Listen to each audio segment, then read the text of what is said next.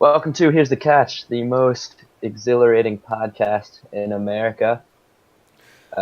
Ever, I think. Drake dropped what? Ever? Most exhilarating ever?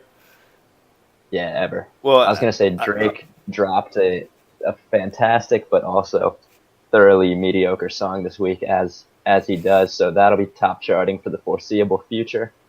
But us exhilarating podcasters will just settle for the number 2 spot, yeah, which I isn't mean, so bad. reasonable. I I guess, mean, before I say ever, I will say you got to normalize for era. So, for our era, yeah, we got Drake in our area. What? I mean, we're not talented though. yeah. Like, what do you think it is? Is it sex appeal that we're lacking on I Drake? we might need a little bit more sex appeal. I think it's How do we up our sex appeal on this I, show? we might We need to could bring become it. firefighters. Ooh, how about I'll join the police force and you join the fire? Oh well, we just need uniforms. We just need to wear uniforms Yeah, everywhere. I'm down for that. All All right. right, yeah, let's get like Hello Kitty or banana costumes or Ooh, stuff like that. I do have a dope banana costume. All right, The Warriors are the 2 seed also, so being in the 2 spot isn't so bad. that's true. We are the banana warriors of podcasting. Today we're going to be talking about the NBA. Banana Warriors. Today we're going to be talking about the NBA, and that's pretty much it. Just the NBA. So let's get into it. So let's get NBA. Here's the catch. Here's the catch. NBA edition special playoffs. Wizards are It's the so offs. good. Here's the catch. Here's the We catch. beat the Magic Here's the yesterday. catch. Here's the catch. Here's the catch. No, we didn't. Here's the catch. The catch. Da-da-da. All right. The so catch. I spoiled a lot of our show already. Oh, yeah, that was basically everything we had to talk about. So So goodbye. we'll See you get next into week. some segments. No, just kidding. All right. NBA playoffs are here. The at least top 6 playoffs in America. Let's start in the East with the 1-8 matchup, the matchup everyone is talking about. The Toronto Raptors against the best 8 seed ever, Washington Wizards. The Zards. People forget 1 seeds lose now. That is a big Oh. thing this year. I think that actually the number 1 overall seed in the East. Nope. All right, No. moving on. Well, as a balancing effect, UVA was the South region. The Raptors are maybe the furthest north team in the Ooh. country. So And we got so a they little have to lose. equilibrium. Equilibrium's trending up. People also forget that last time the Wizards played the Raptors as an underdog, it was Sweep City about 2 years ago, 3 years ago. And people also forget that we just re-signed Paul Pierce as a advisory role, he's Yeah, he's just kind of a talking specifically head on around the team. how to sweep the Raptors, at which he is an expert. Not to mention, as I was watching the game against the Celtics, the last time we actually won a game, one of the TNT announcers was talking about how he, after discussions with basketball heads around the team, as he put it, the Wizards actually wanted the Raptors in the first round, so we did not want We to beat called the our shot Magic here. yesterday. No, yeah, we lost to the Magic on purpose because that is, we found our identity as Wizards, which is win a big game, lose an easy game afterwards. Rounding into postseason form, I mean, there's not really a good case to be made for the Wizards winning the series, There's really no but case. it could happen. See, here's kind of the objective journalism view of this. The Raptors have the second best record in the NBA, and the Wizards have lost to the Magic and the Hawks in the last week. Yeah. So it's going to be a sweep, I see their point. But obviously they're wrong. They're wrong. The Wizards tend to be an overperforming playoff team, and the Raptors, we know, tend to be an underperforming playoff team. The Wizards, John Wall hasn't lost a first-round playoff series in his career. So that's a good thing. That's a good thing for us to look forward to. You also have to beat the best to be the best, so we wanted to go through the we'll do that. and then one LeBron. seed, and then the Cavs, and then it'll be easy after that. Yeah, because who even cares after that? So, all right, Yeah. and we didn't want to make anything too easy on us by playing by having home court advantage in any possible series. Right. Because we hate DC sports We fans. hate DC sports fans. So Also, we forgot to mention the ace in the hole that we've been waiting to pull out all year. Ty Lawson. ooh. Ty Lawson is a Washington Wizard. So I do actually hate Ty Lawson because he went to UNC, but he's now a Wizard. He's occupying the last roster spot, and I might forgive him. This is actually one big campaign from him to get me to forgive him for playing at UNC. So he's due at least one game-winning shot. It may or may not be a bank shot in which he calls game to complete the sweep. Mm-hmm. And I would also suggest that he download Uber because we don't want any more DUI arrests, especially during the playoffs. That's just some free advice. All right, let's get on to, and I think that as far as predictions go, we're both predicting Wizards in 4. Wizards in 3. All right, Wizards in 3 or 4 if the Raptors really push it. All right, the second series we got the Boston Celtics, the Kyrie-less Celtics against the Bucks. The Bucks, by the way, expertly tanked into the 7th seed. Yeah, they did a phenomenal job. They won that race for the 7th seed. We're going to talk about that later, though. Yeah, the tank race. So I think that this really comes down to Giannis versus Brad Stevens. Because Brad Stevens, in my mind at least, is pretty unequivocally like a top 2 coach in the NBA. Him and Pop, and I really think he pushes Pop for just the best coach right now. I mean, Pop obviously has the track record to speak for itself, but pure basketball mind, I mean, he's gonna put his team in the best chance to win, and they still have a phenomenal team with Jalen. I don't know if they have a phenomenal team. I think they have a pretty good team with a phenomenal coach, but Giannis is going to be the best player on the floor by a long mile for this whole series. Yeah, but that's a lie. Malcolm Brogdon is going to be the best player on the floor by a long mile. But Jason Tatum's going to be the best player on the floor. I mean, but arguably the second best player on the floor is on the Bucks too, right? Like Jabari Parker might be the second best player in the series. No, I think that Al Horford's above him. I don't think that's true. particularly close either. I think Horford and then like a hot Jaylen Brown, or Tatum who's been good, especially over the last 2 months of the season. And Terry Rozier's been playing out of his mind. Yeah, so I think the Celtics are favorites here, but it's not so much on a talent thing as much as it is like a playoff pedigree. They have a good coach. I mean, and they're just like the Bucks have not been playing well recently at all. They lost by like 150 points yesterday to the Sixers in an effort to clinch the 7th seed. So which they did. So I actually think that the Celtics make pretty easy work of this. I think they win in 5 or 6. 5 games? Yeah. I buy that. I say probably 6, not 5, but I think the Celtics win. And I don't think they ever really sweat too much about it. All right. Then we got the Sixers, the hottest team in the league. The process is against the Heat. I think so. This is an interesting one because it's the first time, obviously, to see all those young guys on the Sixers in a playoff atmosphere. But on paper, or at least in the regular season, they're so much better. Yeah, this is no contest. Agreed. Much better. Yeah, agreed. And like, you're probably not that worried as a Sixers fan because like they are so much better than the Heat. But there is just a little bit of like playing in Miami is tough. The Heat have just like they're going to play real physical. They have championship pedigree. Obviously, they have playoff experience, and they could rattle the young baby Sixers. It's just that if the Sixers are able to stick to even like any semblance of their game plan and play like B+ basketball, then they'll be fine. Yeah, so I'm with you. I think that there'll be one game early on in this series where the Sixers kind of get hit hard and kind of get knocked down, and it'll how they respond from that and how they elevate their play to the playoffs is going to be huge.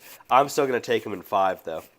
Yeah, I think they'll lose Game 3 in Miami because they just won't be ready for that crowd, and Miami might be down 2-0, so they'll have a big kind of motivation to win that game. Plus, you're obligated to go out and get hammered in Miami the night before your game. So Ben Simmons is going to come in very hungover. That is true. All those things. All right, let's move on to the Cavs-Pacers matchup, and LeBron's going to win. All right, over Yeah, to the there's West. not much to say. Over to the West, we have the Rockets against the Timberwolves. D-Rose in 6. D-Rose in 6. You heard it here first. So I've got the Rockets in 5 in this series. Actually, I've got the Rockets in 6, which is tough for me to say because the Rockets are clearly the best team in the NBA right now. They're healthy. They also swept the regular season against the Timberwolves, and none of the games were very close. I don't think that Jimmy Butler was there for all those games, though. He just came back, and I think that playoff Jimmy Butler will be a kind of a next element there. Yeah, the real question is whether, and all the evidence suggests that he can't, but whether Andrew Wiggins can play defense in the playoffs, like if he decides to try and up the effort there a little bit, because he physically is going to come as close to anyone can at guarding Harden, which means Jimmy Butler won't have to for the whole game. Because as of now, Jimmy Butler will have to basically carry the offensive load and chase Harden around the floor all night. And Harden doesn't have to guard Jimmy Butler. He can guard someone shitty. He can guard Wiggins or an easier cover. Yeah, or like Jeff Teague or somebody. Yeah. I mean, like the Timberwolves have all the makings of a great defensive team. Karl-Anthony Towns coming out of college, projected as a plus defender. Jimmy Butler, obviously, Andrew Wiggins, Jeff Teague's a decent defender. Like they've got guys they can put out there that they can play defense. So it's just a matter of whether they bring it at a playoff intensity level. So if they do, and Tibbs is the guy to get them to do that. If they do, then they can make this a real series, I think. But the Rockets are... I don't. And well, I just think they're going to get out of the building. I hope they do.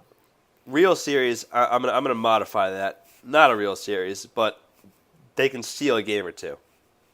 Yeah, they can steal a game. I wouldn't be shocked, but I would be shocked if it was a real series. Yeah, fair. Like anything over 5 games would surprise me. All right. I'd say ditto with the Warriors series. Who are they playing? Spurs? Yeah. Kawhi-less Spurs who have been just like not very good down the stretch. Yeah, I'm not worried about the series at all. I think that this is pretty much the best possible matchup for the for the Warriors in round one. Yeah. Even with Pop, the Spurs don't have the talent anywhere close to it to run around and with the Warriors, and the Warriors can just put Draymond on LaMarcus Aldridge, and I see this being a 5-game series. It'll work itself out. Agreed. Yeah, 4 or 5 games. All right, now let's get a little bit more interesting. We've got 3-6 Blazers-Pelicans.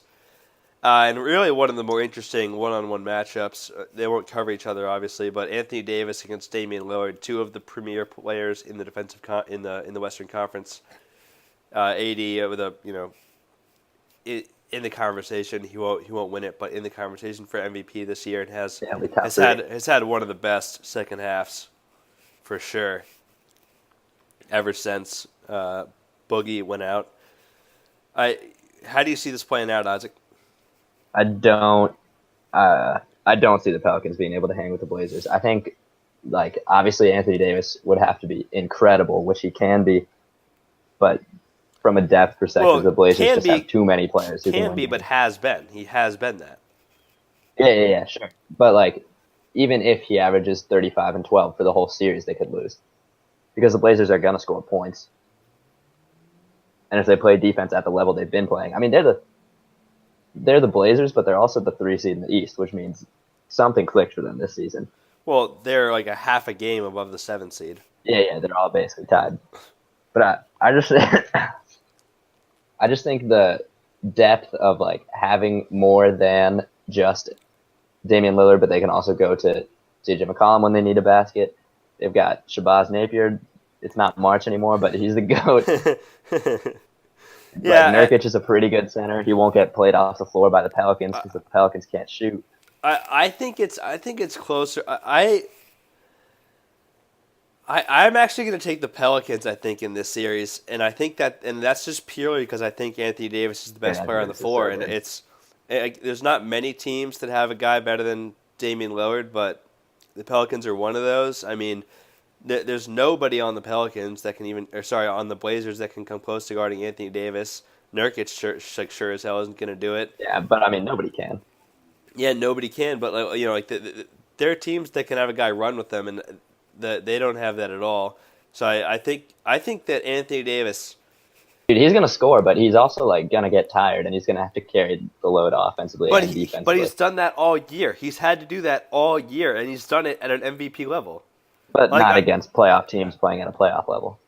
I think that in spurts. So like in this series, the whole LeBron argument though, like LeBron's just gonna win the game. I think Anthony Davis is just gonna win the game. It's just gonna win the series. Yeah. I mean, fair enough. And he could do it, but I don't see it happening. I just think the Blazers are a much better, more well-rounded team. I think Damian Lillard is proven to be an excellent playoff performer too. So there's no issues there. They can shoot. They play defense. I think they're a really good team, and I think the Pelicans aren't a really good team. They just have a really good player. All right, we'll see on that. And then let's talk about Thunder Jazz, the 4-5 matchup. I think the Thunder win this convincingly. Really, I think the Jazz are going to win because I think they play defense, and I think Russ is going to try to hero ball it. And I think there will be not so many possessions in a game because the Jazz play that way. They depress the pace, and in that kind of game, the kind of late game heroics of Russell Westbrook and just classic Thunder tearing themselves apart is gonna tear the Thunder apart, and they're not gonna win the series. I think it'll go 7 games, and every game will be close, and I think the Jazz are gonna win.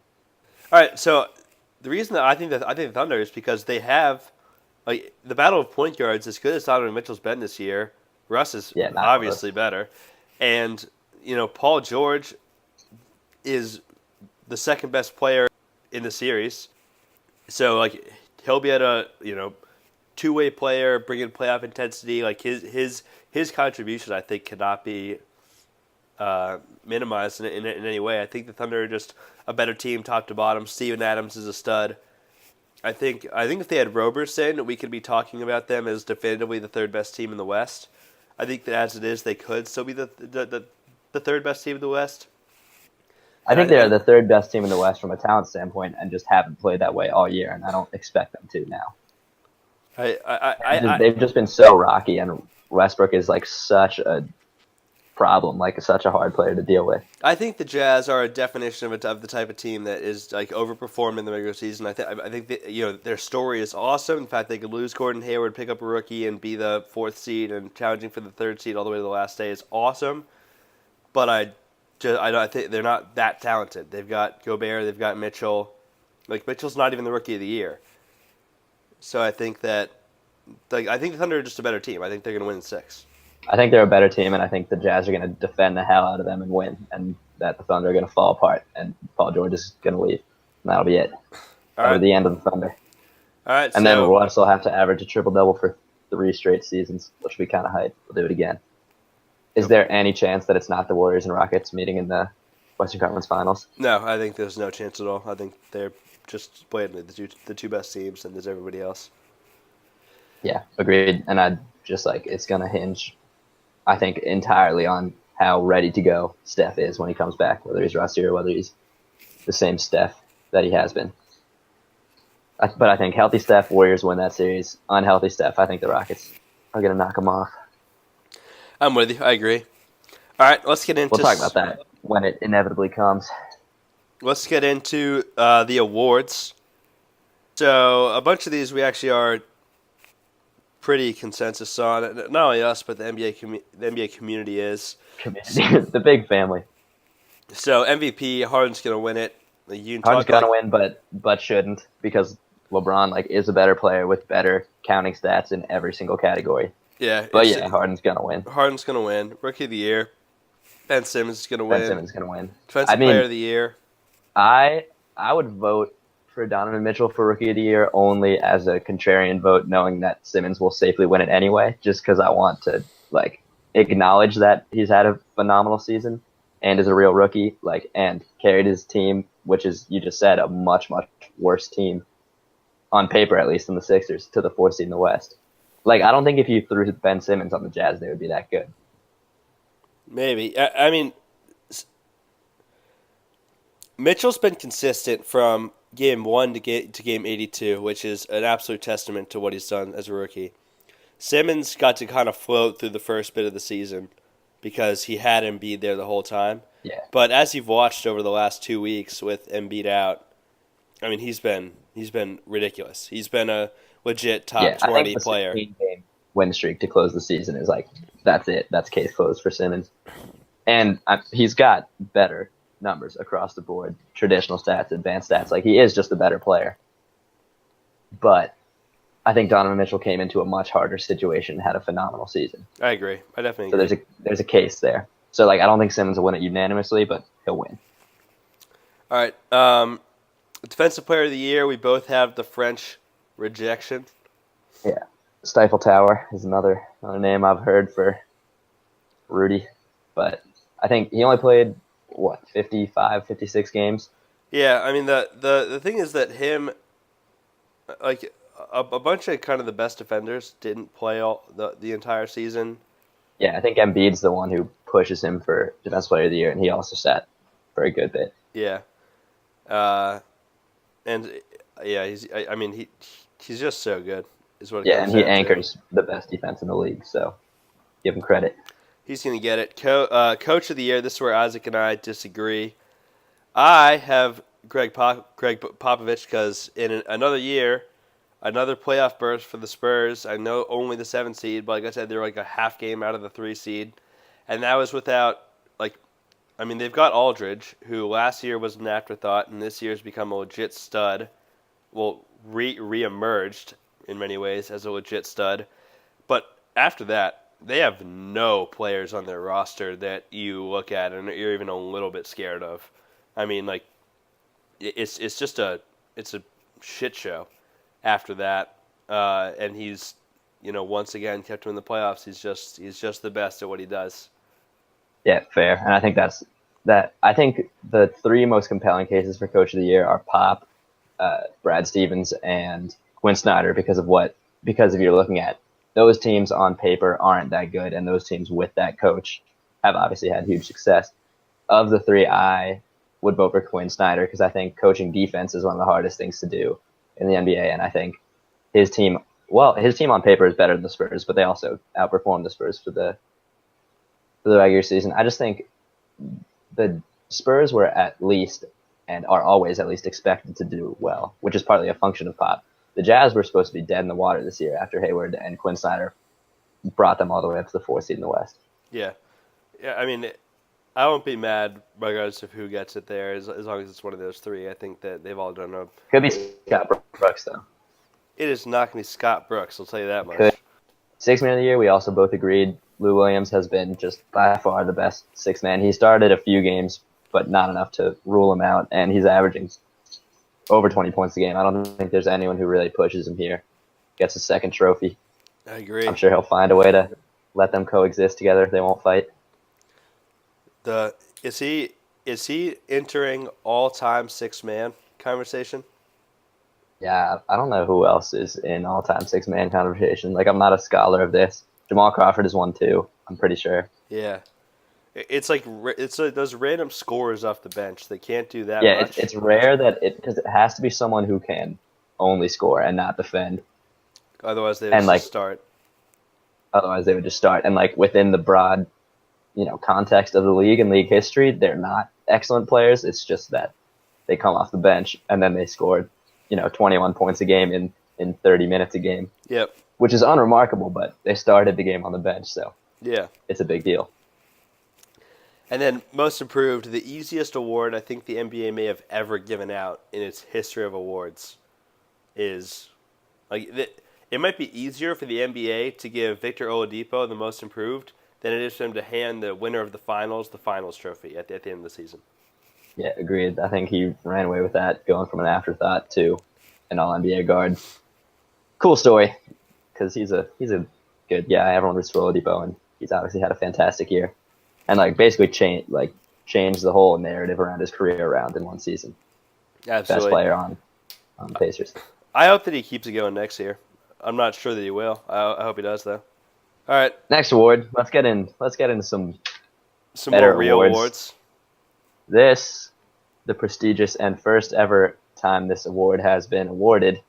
The Friend of Chicken Award will be awarded to Damian Lillard this year. Damian Lillard shot the highest percentage of all NBA players on fourth quarter free throws, meaning that in those arenas where they offer free Chick-fil-A to all the fans in attendance, if a player misses 2 fourth quarter free throws, Damian Lillard was not your guy there. He did not kill any chickens No at chickens were all harmed by by Damian Damian as a Lillard. result of As Damian a Lillard. So he's also a cow enemy award is another way to look at it. Hmm. Do you think Why does that, Dame hate cows? Why does Dame hate cows? Do you think that DeAndre Jordan is haunted by chickens at night? Because we're talking like thousands of chickens that have probably been Died doled out because on of account him? of DeAndre. Also, follow-up question, how many chickens does it take to haunt DeAndre Jordan? Because he's big. Like, one chicken's not going to do it. I think it's got to be like thousands of chickens, but I think that But he he's got 'em. has reached that critical point. I would say there's approximately 2,469 chickens that have 2,000. Okay. that are Yeah, I just had to do some mental math there, but that Yeah. sounds right. Okay, so that amount of chickens are currently haunting DeAndre Jordan, and that number grows. Well, not anymore. Season's over for him, but next Which, year we'll I mean, continue. we have a pretty built-in explanation why his season is over. And Because then he can't focus. yeah, because of the chickens. So if you're like a therapist out in the LA region, he might be searching for one. A therapist specializing in chicken chickens, hauntings, yeah. specifically. All right, next award is Friend of Boats, Dion Waiters. Anybody who was on Waiters Island and was clinging to that has acquired a boat recently and left because there's 0 people left on Waiters We Island. have evacuated Waiters Island. That one's not a drill anymore, I think. And That so ship has sailed. The boat business around Waiters Island was booming this year. as everybody just left to go back to the mainland, hop on. I don't know what the most populated island nowadays is. Nick Young Island. I'm still on Nick Young Island. I have a permanent residence on Nick Young Island. I'm trying to think of maybe Aaron Gordon Island is the next guy.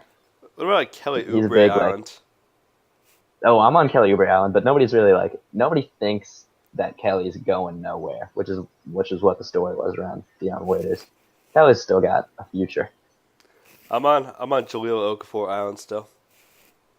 Oh yeah, that's a good island. I'm off that. I'm off that. I think that I don't even think Jaleel Okafor Island is still on. Sorry, I don't even think that Ja is still on Jaleel Okafor Island.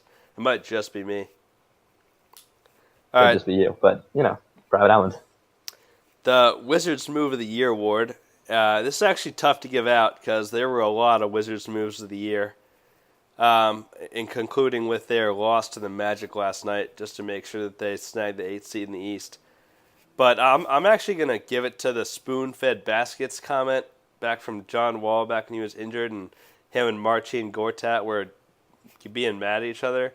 Because it takes a special kind of unique team chemistry to have the two guys that perceived to have the best chemistry, the point guard and the center who always screen and roll for each other, to still be mad at each other when one of them's not playing. So that is the Wizards Move of the Year award.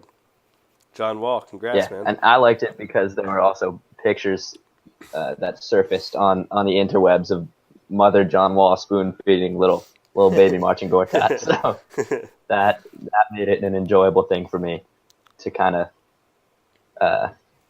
to make it better that my favorite team all hate each other and suck at basketball.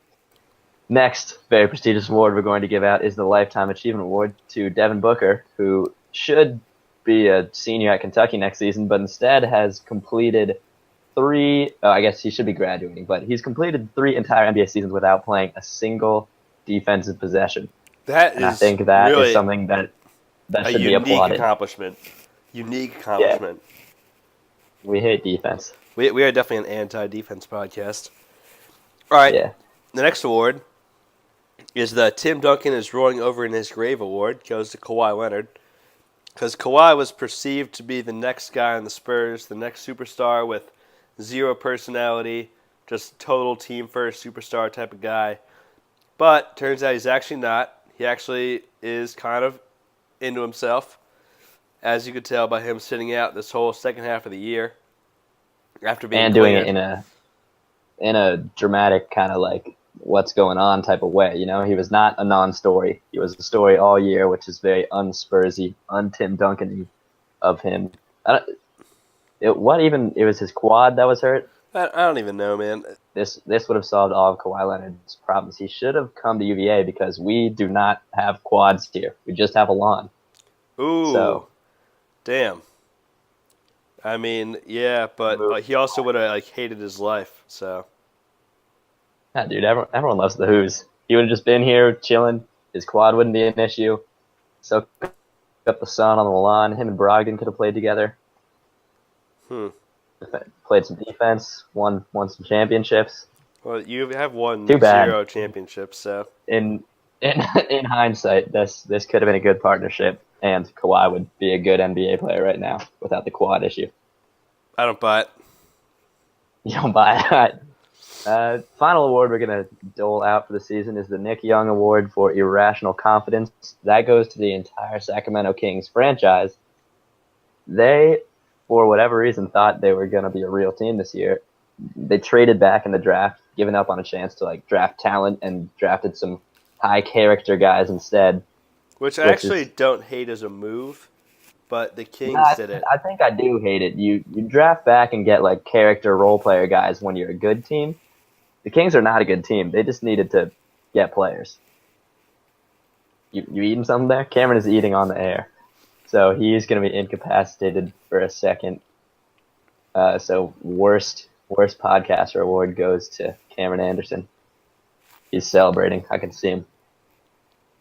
Let's go into our next segment, I guess. Cameron, say something if you have an objection. No, you can't. There's food in your mouth. He's chewing with his mouth open also. I think he's eating a small child. Is that what it is, Cameron? Yeah, classic Duke of you. I exclusively eat small children. All right. Yeah.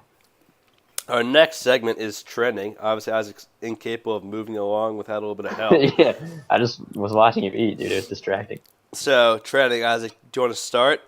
Yeah, positive or negative? Negative. Negative, good. Trending down, pizza. The whole world of pizza took a hit this week because Goody's, our favorite pizza store in Arlington. R.I.P. Goodies. For a late night slice. Man, I love Goodies. They're closing down. The pizza world is devastated. What you got? On the food note, actually, what I was eating, what I was just eating was a Reese's Easter egg, one of those little candy chocolate eggs. And R.I.P. those because Easter's over, so they stopped making them. They're only gonna have regular They've Reese's only got now. regular Reese's, but the eggs are so good though. Interesting. Get Reese's Easter eggs year round. Sign our campaign. Second trending down I've got is procrastination. It's a sad day when procrastination is trending down, but we're getting into finals crunch time, and I have been doing work almost every night of the week this week. So that's impressive. You hate to see that, but that's impressive though. Procrastination is done. I did hear useful tip for you procrastinators out there. I heard someone describe themselves as deadline driven. So if you're in a job interview or something, you're looking for a buzzword to describe the fact that you procrastinate. You say, I'm very deadline driven. You know, I get it done before the deadline. I actually really like that. I'm definitely putting that in the back pocket. Yeah, file that away for career advice on here's the catch. Trending down are class sizes at Duke. I mean, you always hear people schools trying to talk about how low their class sizes are. So I had 2 classes today. The first one is probably 20 people in it, and there were only 8 people there. So class size of 8. And the second one, it's probably a 30-person class, and there was 12 people there.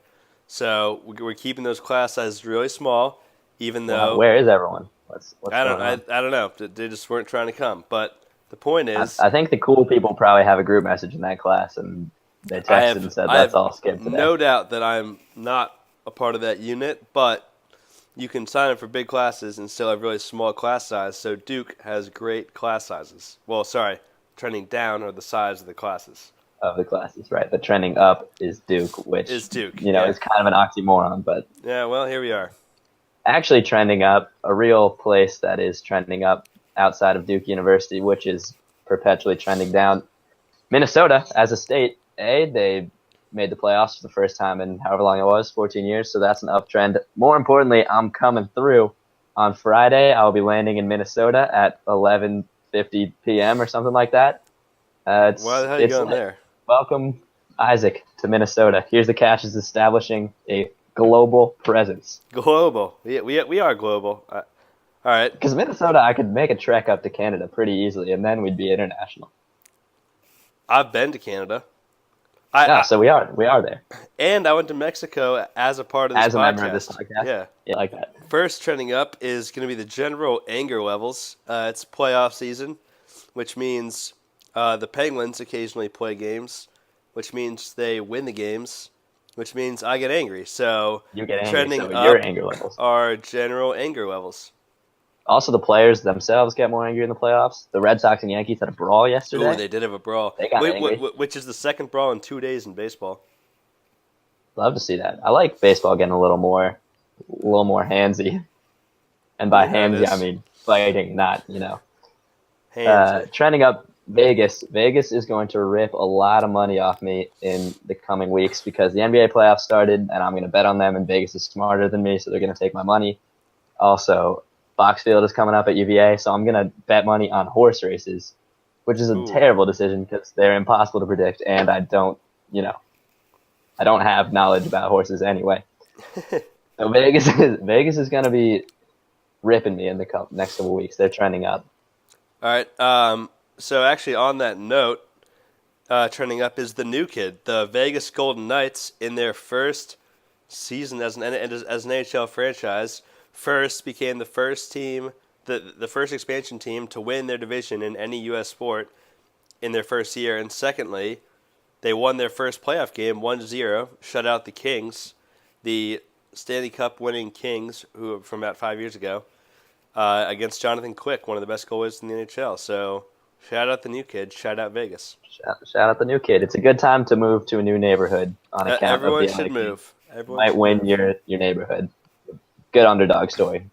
Can't be against that. Let's move on to the next segment, which is back to the NBA. We're going to go through each series again, but this time we're going to talk about the X factors, the things that aren't main themes that we touched on in our earlier conversation. We're just going to talk about the stuff you haven't considered yet. But are also the one thing that is going to decide every single series. Definitively will decide the series. It's just that we're the only ones talking about it at this point because we're ahead of the game.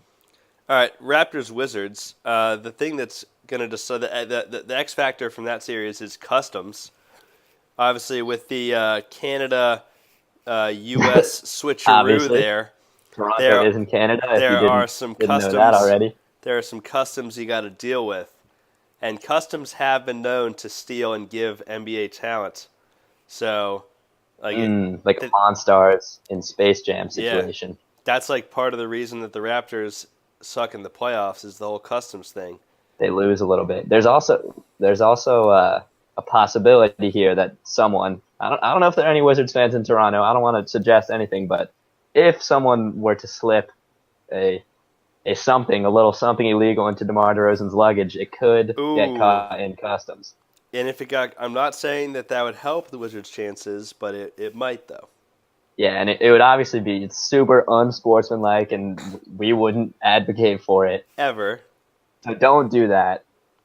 Don't put 10 pounds of crystal meth in DeMar DeRozan's bag as he's going through customs. Do not. Definitely not. All right. It's a bad idea.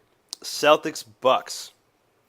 X factor here is people forget that this is just a college series. We've got Brad Stevens, legendary college coach who can't get over the hump, can't win a title. Then we've got the two best players on the floor, Jason Tatum and Malcolm Brogdon, playing out their Duke-UVA rivalry again. Jabari Parker is a factor here in this series, but it's really just a college thing we've got going on. If only Kyrie Irving was in there, but as it is. Yeah, well, he didn't go to college, so that might explain it. He played very few games in college. Giannis didn't play at all in college, so he is irrelevant in this series. Yeah, he's basically irrelevant in this series. All right, the X factor for Sixers Heat is going to be rust. When you leave Metal or a Joel Embiid out in the rain too long, he can get rusty. And obviously, slower, in commits turnovers. So you never know when Joel Embiid's been left out in the rain too long. And a little birdie told me that this may be one of those times. So could be. If he's covered in rust, the Heat he's could probably have a chance. He could be more durable if he's covered in rust, because that's kind of a metal shield. But generally, the limitations on your mobility are going to be a worse thing when you're covered in rust like that. Also, we forgot to say this. Ben Simmons doesn't know how to shoot. And that is an X factor because most basketball players do know how to shoot, and Ben Simmons doesn't. And that could rear its ugly head in this series. In the playoffs, they say that matters, and so it might matter. You know what we need in America? Police safety. Obviously, we need these better police-community relationships. That's been a big thing here. Okay. Ben Simmons should teach police training classes because he does not shoot. Oh, he doesn't shoot. Oh, I'm with you. Shit. Yeah, so look into that. As a second career, or as a first career, actually. Yeah, because that's a real serious thing that needs to go away, and Ben Simmons is doing a really good job at, not shooting. All right. Next, the Cavs Pacers. The X factor is literally nothing because LeBron's just gonna win this series. Yep, by that there is nothing that matters in this series. LeBron will win. Move over to the West. Rockets T-Wolves. The X factor in this is former MVP Derrick Rose. People forget that he's a former MVP. People forget that. Youngest ever. People also forget that he's one of the MVPs to have never won a finals, and so he has to rectify that. He'll be the first MVP to not make the Hall of Fame. You can pretty much guarantee that now. Until he's the finals MVP this year. Yeah, until he carries Jimmy Butler's slum ass and Karl Anthony Towns' slum ass. To a championship. To a one-seed upset and then a championship. So X Factor Derrick Rose. Yeah, the GOAT. Dub Spurs. Who's your X Factor, Cameron? X Factor here is Zaza Pachulia because although you might be surprised by hearing his name here, he is really the reason that Kawhi Leonard acquired an ego, acquired a personality, and is not playing in the series. And because of that, it's going to be just the Warriors winning this series. Whose career will Zaza ruin this time? We don't know. If I'm the Spurs, I'm staying clear of Zaza as much as possible because he's a menace. He is a menace, but he really already did his job. It was like a long... Yeah, long con. And that's why they got the 2 seed this year because they were just reaping the benefits doubly of fucking Kawhi up. Classic Warriors, the villains. Warriors. Blazers Pelicans. I'm gonna introduce Blazers Pelicans so that you have to read the X Factor out loud. All right, the X Factor for Blazers Pelicans is actually just the size of their testicles. This is a collectively or mono. Anthony Davis versus Damian Lillard.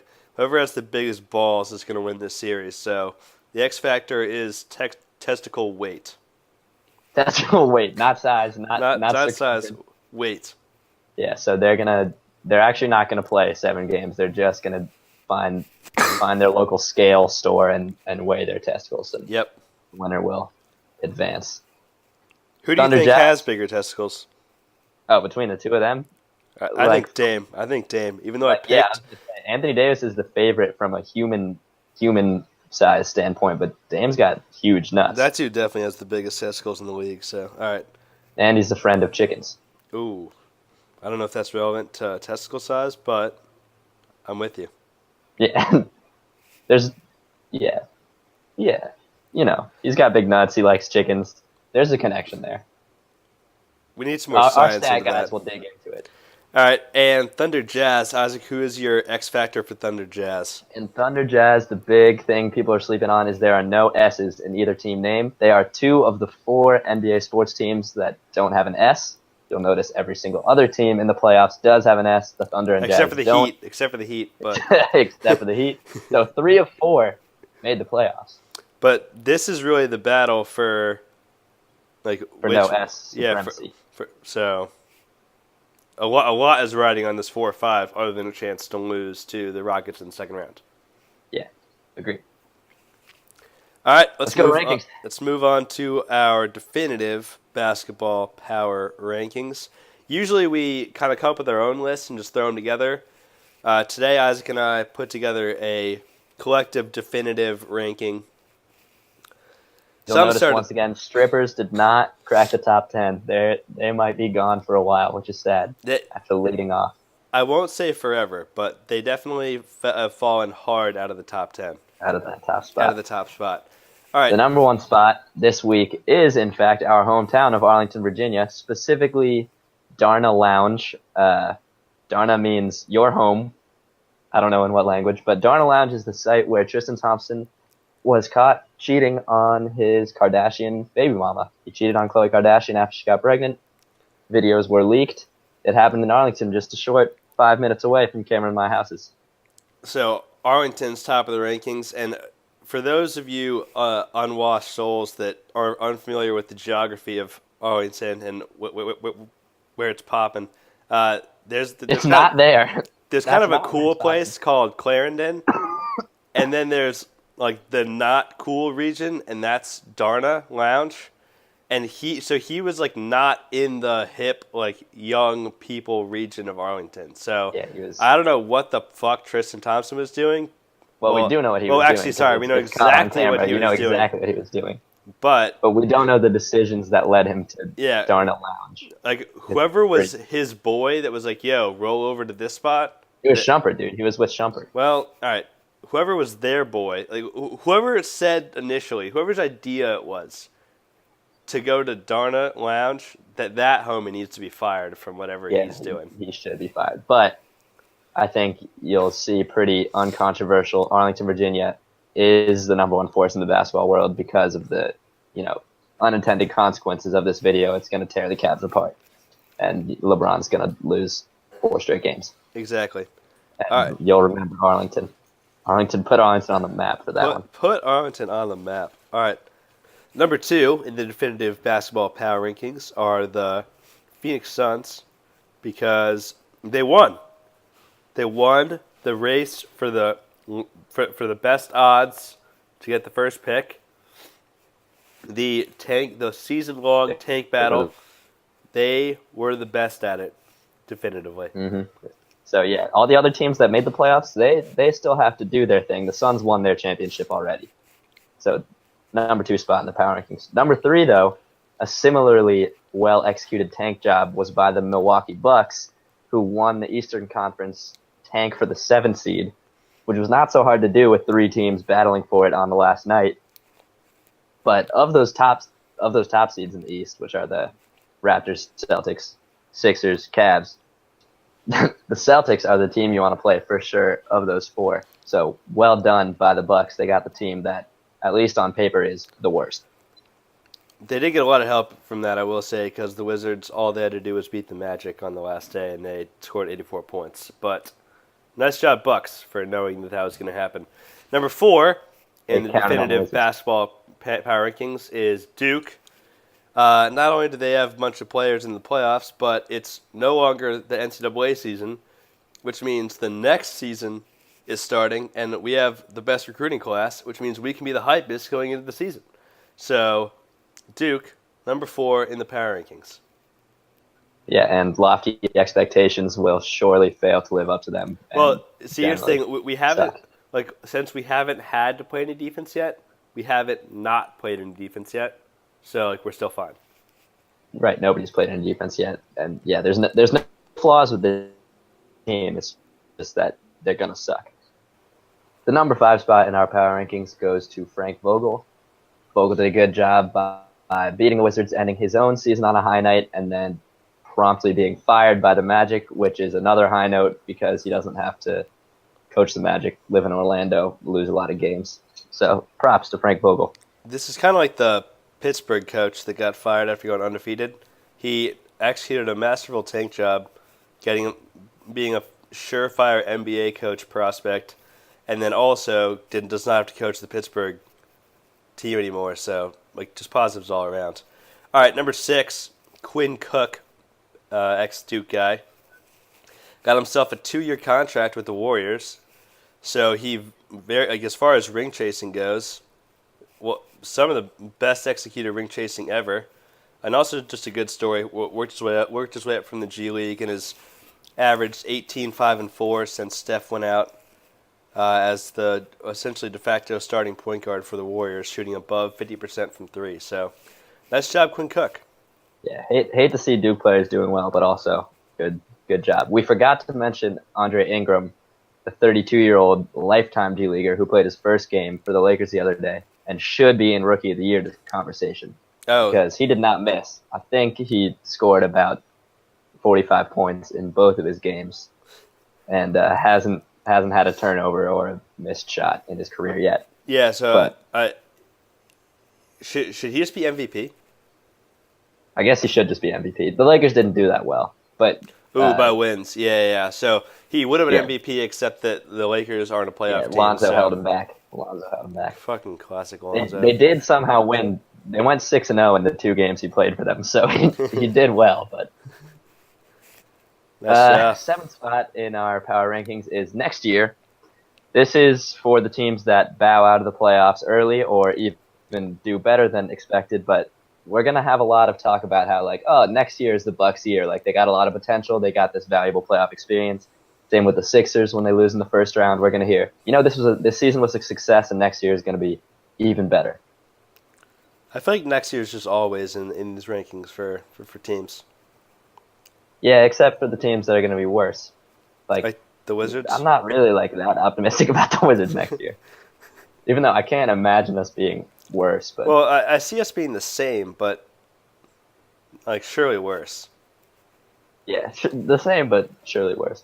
Like for the Cavs, next year is probably not the year because LeBron's going to leave and all that. Good stuff. That's true. All right, number 8, Isaac. Sorry, number 7.5 should be this year because there's a couple where it's like their window is now. This year is the year. They fucked up. Yeah, the Cavs.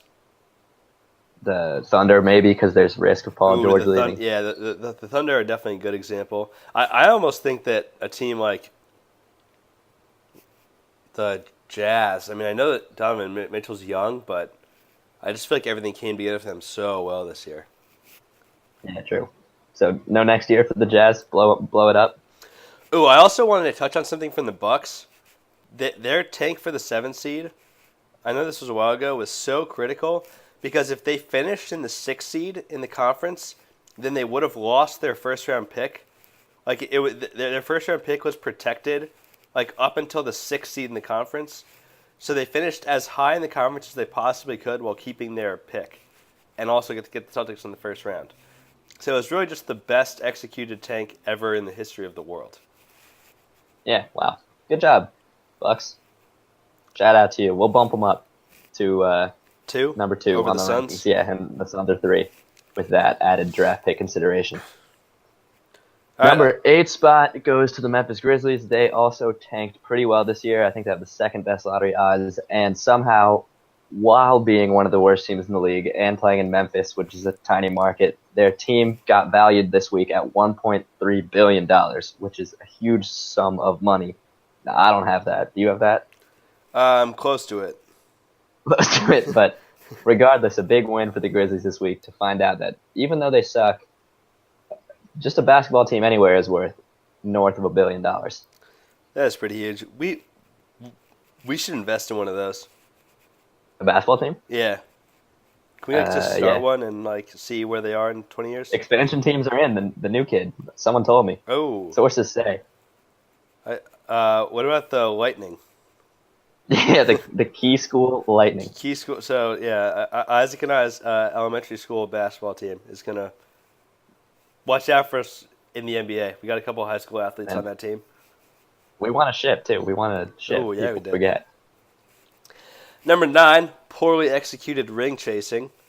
So we touched on Ty Lawson, who made the brilliant move joining the Wizards before they chased rings out of the 8th seed in the East, which is historically proven to be the most Yeah, that's the dream position to be in. Eighth spot in Eighth spot the in the East. East. And then also Kendrick Perkins, who hopped on the Cavs, but the Cavs can't win either because they're not the Warriors or the Rockets. Because they suck, yeah. So the Ring Chasers, there were two teams who you wanted to be on, and you didn't get on there. Like only Quinn Cook did, and he had to actually and he play. kind of earned it. Yeah, he had actually play down the stretch well. There was no like Tracy McGrady hitching himself to a team at the very end, and so poorly executed ring chasing all around. Kendrick Perkins is 33 years old. LeBron James is 33 years old. So he could have been LeBron James. Yeah, he should be LeBron James, but he turned into Kendrick Perkins somehow. Someone's got to time fucking just talk to him operates about that. differently on different people. It didn't hit Kendrick. I mean, it didn't hit LeBron as hard as it did. I think that Kendrick Perkins. should sue somebody over that. Like, that's just unfair treatment. That is unfair. That's that is inequality in its purest form. LeBron versus Kendrick. Yeah. Lamar. Yeah. Perkins. Yeah. Yeah, I agree. I would offer to be his lawyer even. It'll help us in fundraising for our NBA team. I will help you in that endeavor. All right. Number 10, we have the Mariners at 17 years, the Browns at unofficially a million years.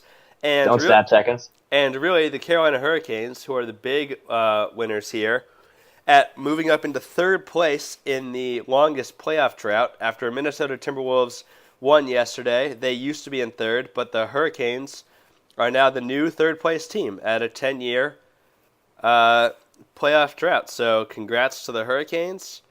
They will actually never pass the Browns, but the Mariners should eventually make another playoffs, and then they'll be second. So nice job, Hurricanes. For that 2 spot, which is where our podcast is, right behind Drake, and where the Warriors are. So it's a big year to be a 2 seed.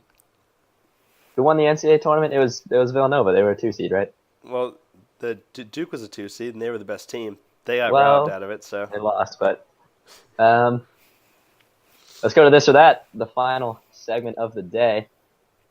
It's going to be between 2 of the X factors we mentioned. You'll remember that the Rockets Timberwolves X factor was D Rose, and the Pacers Cavs X factor was literally nothing.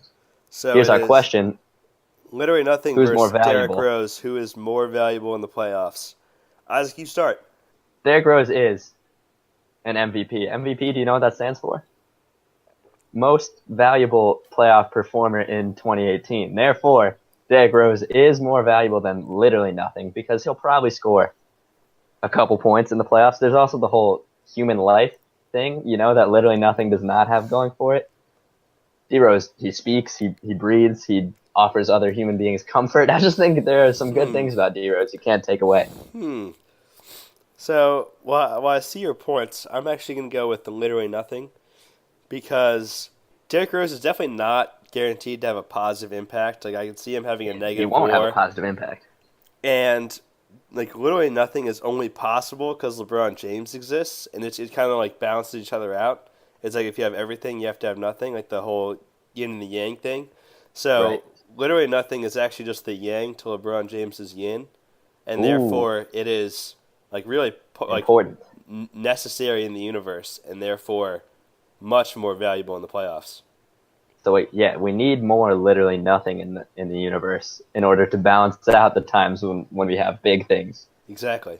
Right. And also save the polar bears. Derrick Rose is going to turn on lights and stuff.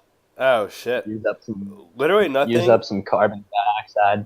Literally nothing does not kill polar bears. It kills no polar bears. There's no global warming. It doesn't spread fake news. It doesn't get people sick. Doesn't tear its ACL 75 times. It doesn't make commercials where there's just a little rose in the streets of Chicago. Oh yeah, well I kind of like that commercial. It's kind of nice. Yeah, I liked it too, but it doesn't make those, which costs money, electricity. Money is literally nothing sponsored. D-Rose has Adidas behind him. Literally nothing. Maybe we should sponsor literally nothing. And do you think that they can sponsor us? Literally nothing. What do they provide us with as a sponsorship benefit? The literally nothing. Would you say literally nothing? They provide us literally nothing. All right, we are officially sponsored. Actually, By literally I have nothing. to reach out to some people, but tune in next week. Yeah, to see if we secured the sponsorship. I'm going to talk to D Rose, and I'm going to see if he wants to sponsor us. But odds are lower there, especially after we the just shit talked him. we just talked. Yeah. Well, but we also did earlier say that he was the X factor to them winning the championship. Yeah, so. D Rose in 6. And we're also reminding people that he was an MVP. He was the youngest MVP ever. 22 years old. We're almost 22. I might win an MVP. So time is running out to be the youngest MVP ever for us. Oh, I'm not going to say we won't, but time's running out.